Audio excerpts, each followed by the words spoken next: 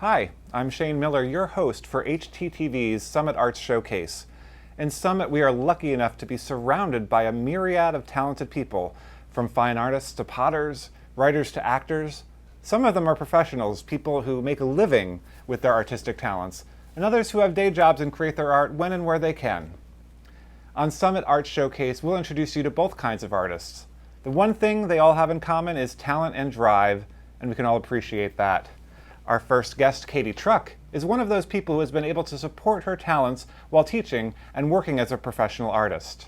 After attending Alfred University to pursue a career as a ceramicist, Katie's life took a different twist, all because of her obsession with, of all things, pantyhose. Today, she is here to show us her art, recently displayed in an art gallery right here in Summit. Hi, I'm Katie Truck. Welcome to the Mondo Gallery in Summit. And my artwork, I'm considered a fiber artist, a sculptor, and I like to make artwork out of pantyhose. I teach a lot of mediums. I am a mixed media artist. However, the one thing that I find I enjoy the most is my pantyhose sculpture. So as much as I will teach ceramics and paper and all sorts of other things, drawing, painting, it is the pantyhose stuff that I show the most because it's the one thing that I think is most original. And it's the one thing that I was hoping to put out in the world that I had never seen before. So that's why I exhibit that. For me, it's always a message. There's always something, it's a story. For me, they're little droplets of water, like under the microscope. You know how like you drop a water and there's like a little microcosm under there? For me, these are little droplets of water and there's like, this is the microcosm, this is like its little environment. So there's a lot of stories going on. And that's why with my work, I try to make it truly three-dimensional so that you can see it from every angle. I mean, right now, these are being exhibited on the wall, but they can be pedestaled, they can be hung from the ceiling. And so when you look at it from every angle, you will see a different story. Okay, so I'm a product of the 80s, and back in the 80s we used to wear stirrup pants, which were like these leggings that would go underneath the foot, and we would wear flats, and then there would be these we would wear different neon color hoses that would just peek out like a little bit, just like a little extra bit of color. And when one of my birthdays, one of my friends gave me like an acrylic tube with all these layered pantyhose colors, and I just loved it so much, I just couldn't take it out of the tube, so I always brought it with me. When I went to art school, and I was like, how can I use these beautifully vibrant pieces of pantyhose?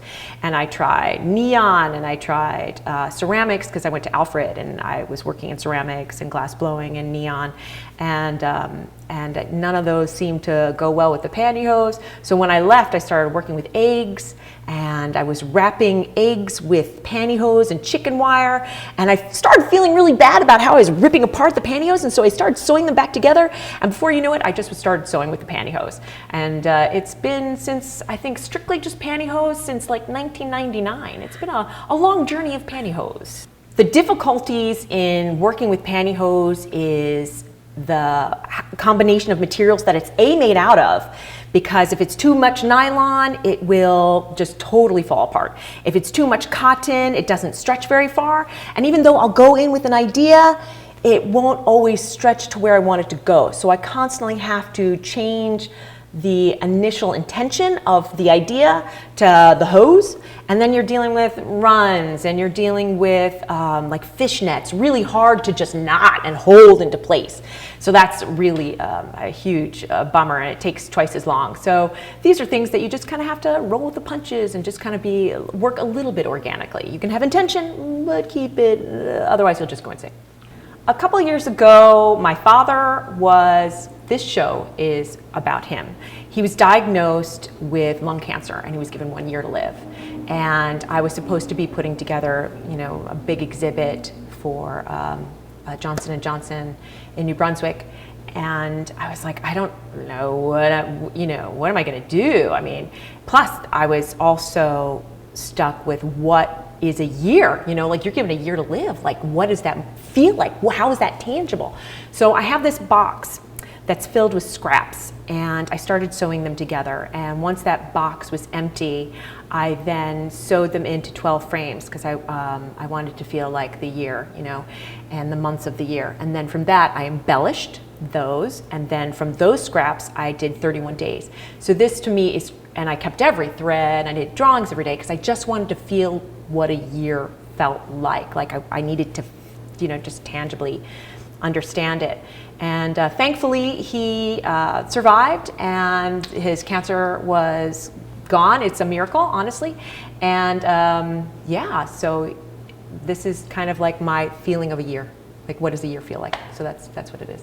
If you love something, artwork is not for the weak. You have to keep going. You have to, every time somebody says no, you just have to say, you know what, I like it, and I'm just gonna keep going. I had a gallery owner tell me once, come back when you're 50 because you don't know who you are, and I'm not gonna exhibit you until then. So you know what? I think I've proved that I'm pretty okie dokie and out of the box thinking and always being creative. It's a journey, and I'm very blessed and lucky to have supportive people around me, and I'm lucky that the art community has embraced me. And that's what you got to do. You got to find your little niche, you know, and just keep at it. Katie is one of those artists who has found a way to support herself while working full-time in her field and as a teacher. However, that's not always possible. There are many other artists in the area who have day jobs to help them pay the bills while they pursue their dreams. JB Schroeder is one of these people. She juggles her passion for writing with everyday life, a mother and a businesswoman by day and a mystery writer by night. She's an accomplished author with 4 books to her credit. The fact that she's managed to write these books in her spare time makes this accomplishment even more unbelievable. JB is pursuing her dream despite the demands of everyday life. Here she is reading from her latest book, Undone, a mystery about models who turn up dead, a suspected serial killer, and a bodyguard who's trying to protect them. Max twisted the key, but the deadbolt didn't turn. It was already open. She grabbed the knob, and that turned without a key as well. Well, crap. Helena needed a common sense lesson in safety, top priority. One did not leave doors open in New York, no matter how secure the building. Helena, Max called again as she strode through the living room, dropping her purse on the coffee table on the way. No answer and no noise. I have always loved reading, always loved writing. They were my favorite classes in school. And I went to Penn State to be a creative writing major. And I knew, by that time, I knew I wanted to be a romance author. Because I distinctly remember during Sorority Rush, one of their favorite questions to ask all the girls was, what do you want to be when you grow up? And I would say, a romance author. And it did take a long time. Directly from college, I went into publishing and didn't end up in editing or writing in any way. I became a graphic designer specific to books. And that was great and filled the creative well for a long time. I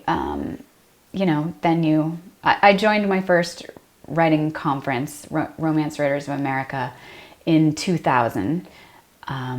But only a month later, my daughter was born, a preemie, and that thing threw me for a loop. So off and on, I tried while the kids were young, but I really wasn't able to commit to it until my youngest was headed to kindergarten. So 3 years later, I managed to land an agent. We had good feedback, but no actual contract came through. And by that time, self-publishing had been going crazy. And I decided to try that. I didn't have the fear of it that most did because I had been in publishing and I knew I could do all the design work myself. So that was at least one thing that was off my mind as a worry. And then since my first book, Runaway, this one, came out in 2015, and I've done 1 book a year since, which is quite a feat. I occasionally pat myself on the back because I work, I have kids, I have a dog, and everything else, and doing 1 book a year is a hard haul. The way I manage to make it work, my husband will tell you, is that I work all the time. In the evenings and on the weekends, I'm usually sitting right here at the computer. When I'm writing, like really sorting out a first draft, I will get up and do a 5 a.m. stint before I start the day. That helps keep me in the flow and keeps you know, if you're writing every day, you don't lose the thread. You continue to process subconsciously throughout your day. Maybe you're driving, you have an idea, you record it into your phone, or you know, you jot down a snippet of dialogue on a sticky note or something like that. But it's continually processing, and that helps the writing go faster. It also allows you to take, you know, okay, you're waiting in the car for 30 minutes for your kid. Maybe you have your laptop with you, or you have a notebook, and you just find all the snatches of time that you can find. It depends which phase of it I'm in. If I'm in editing or writing, I'm usually on the laptop. If I'm later in edits, like copy edits, I'm usually sitting here. If I'm doing anything marketing or design-wise or social media, I'm here, you know, with the full power of the iMac. And that's how I work all the time, and you just keep at it, one foot in front of the other. I'm always asked where I get my ideas. Most of them, honestly, you just make up as you go along.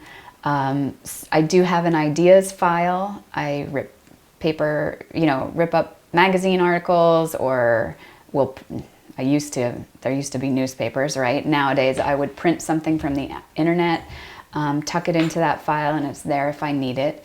Other times you need an idea for a certain project and you just flat out brainstorm it. What's gonna work? What's my setup gonna be? That won't work. What's better? You know, what characters have I used before? How can I do something new? Otherwise, sometimes you get ideas from the most, you know, random situations or your regular life. Runaway, the idea came out of a trip to Ohio. We were driving along Route 80, and there were these houses that were pretty much backed up to the highway. And I thought, oh gosh, you know, someone could walk right out their door and stick a thumb out and disappear. And then I thought, oh, that's a good idea. Who's walking out the door? It's a young girl, teenager. What would be bad enough at home that she would leave? What if it wasn't bad at home? She desperately wanted to stay home, but felt she had to leave.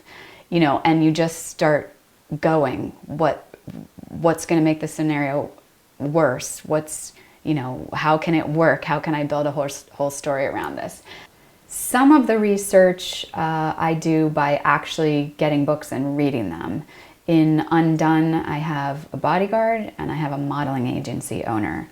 I don't know anything about either. I read books, I took notes, I flagged stuff, and it worked because I've had readers tell me that, wow, you really know your stuff. I have 4 books out right now: Runaway, then my Unlikely series, which is Unhinged, Uncovered, and Undone.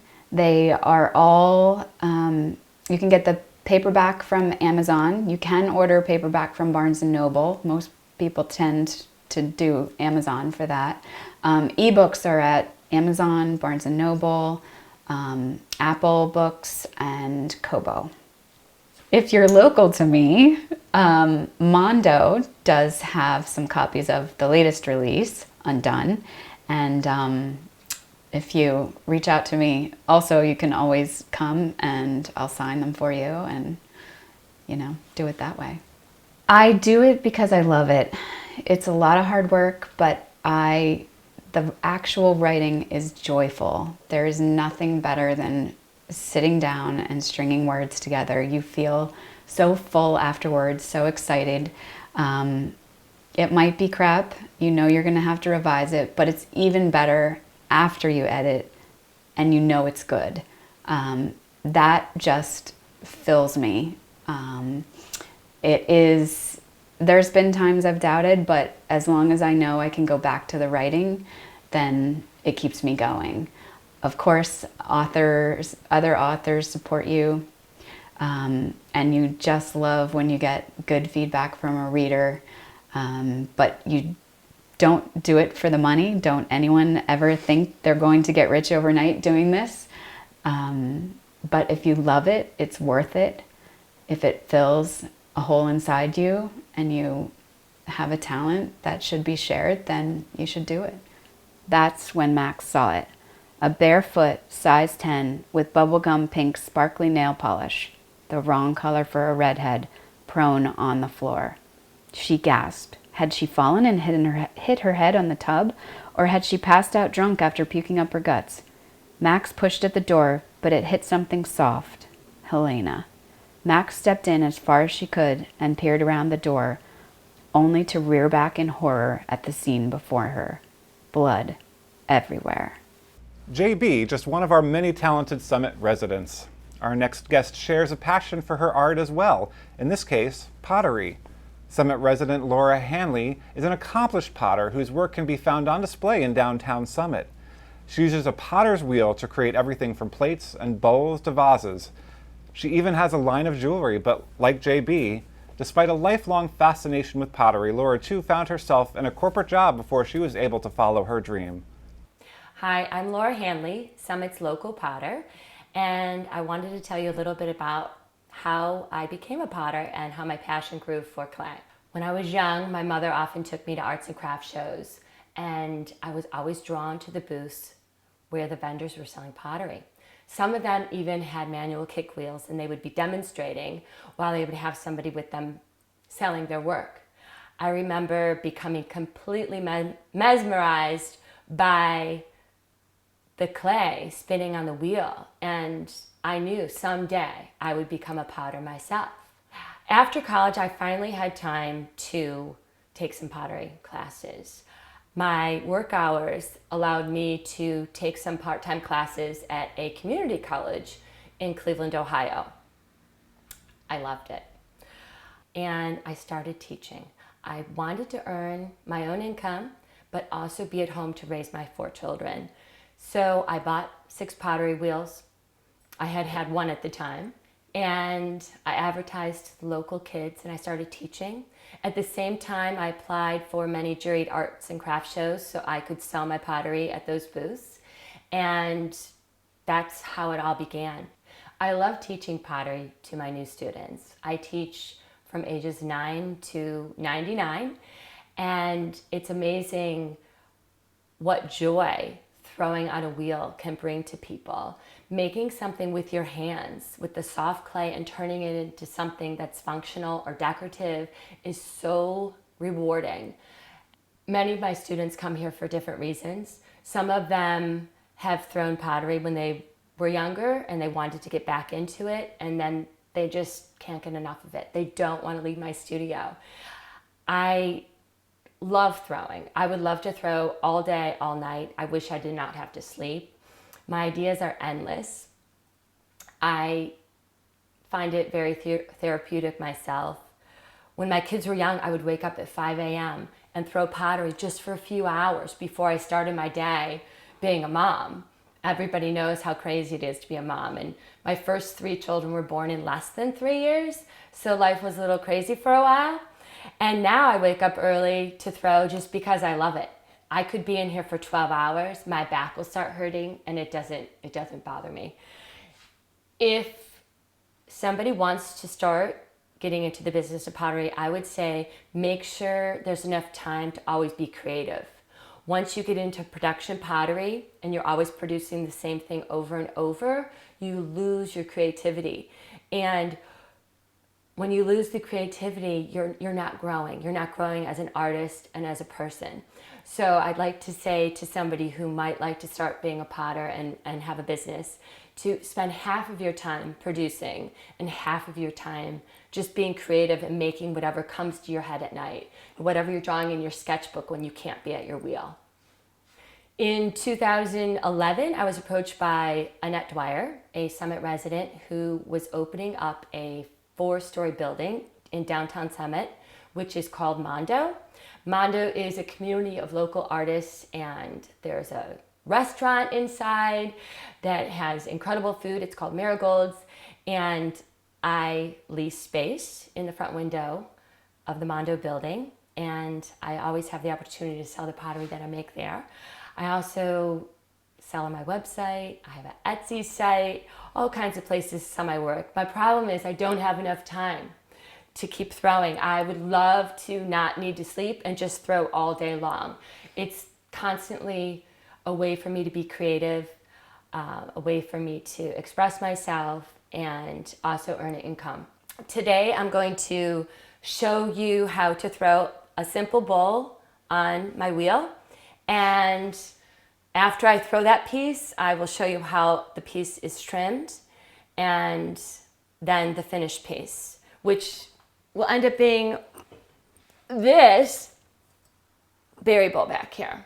My berry bowls are my best-selling item, and I make them in all different sizes, several different glazed colors, and it just seems to be the gift that people give to their friends because nobody has them. And if they do have them, then they want one in a different size or a different color. I have this piece down. I know what I'm doing. I've sold probably about 1,000 of them, and I hope to sell many, many more in the future. I'm going to show you how to throw a basic bowl, which I'll be turning into a berry bowl once it's leather hard. First thing a potter wants to do is to throw that piece of clay on the middle of their wheel head or bat. I don't have a very good aim, so instead of throwing my clay on that bat, I like to place it and give it a little pat. The first step is called praying. What that means is I'm just patting this clay down so the edges are flush with the bat and it's stuck there. Every step while I'm making a pot is a certain wheel speed, a certain hand positioning, and a certain amount of water. Since I'm right-handed, I'll always be working in the lower right-hand quadrant of the clay, and the wheel will be moving counterclockwise for a right-handed person. So after I seal the clay to the wheel, what I'm going to do is wheel wedge the clay up and down to center the clay.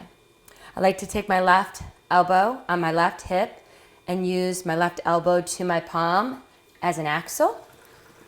So I'm putting a lot of pressure while I'm moving up the clay body.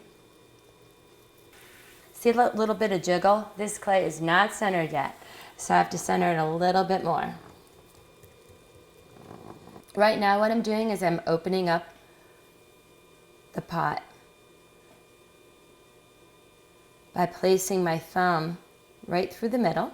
The clay should be moving around my thumb evenly. And I want to go down to about a ½ inch or so from the bottom. And the way to check that is I would take my needle tool, put my finger on it, stick it all the way down till the needle hits the bat, pull it up, and I'm at about a ½ inch. At that point, after this, what I'll do is I'll open up the bottom center, and as I'm pulling out the clay and this wall is getting wider, I'm going to slow down the wheel just a little bit to keep everything in control.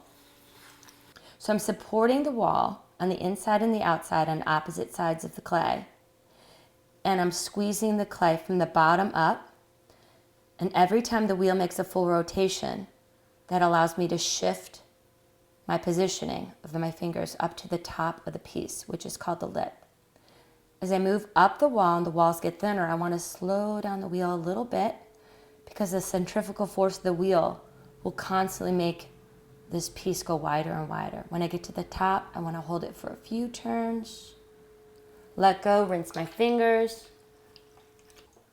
After I pull my piece, I'll want to use a rib to kind of give the inside some shape. So once again, I'm supporting the walls on the outside and using this wooden rib on the inside to round out this piece. And a rib can only be used on the wall of a pot if the pot's thrown very evenly. And my final step is to take my wire tool and dislodge the clay from the bat a few times. And I'll stop my wheel, take this off, voila. The next step in making a berry bowl is trimming the piece and drilling holes in it. Right here I have a leather hard bowl. Leather hard means that the lip of the piece is not jiggly, but it's also not so dry that I can't still dig in and trim it. So I'll take some wet clay, 3 small logs, and I'll secure this to the wheel head so it doesn't shift while I'm trimming. So what I'm going to do is hold this tool very tightly, have the wheel go fast, and going to trim away and finish off the bottom of this piece.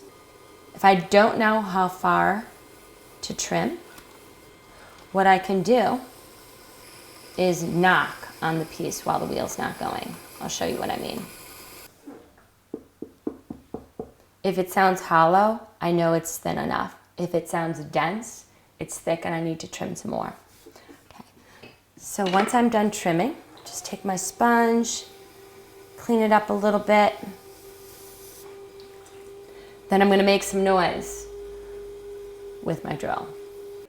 So I always make my first hole in the middle. I'm just going to go down.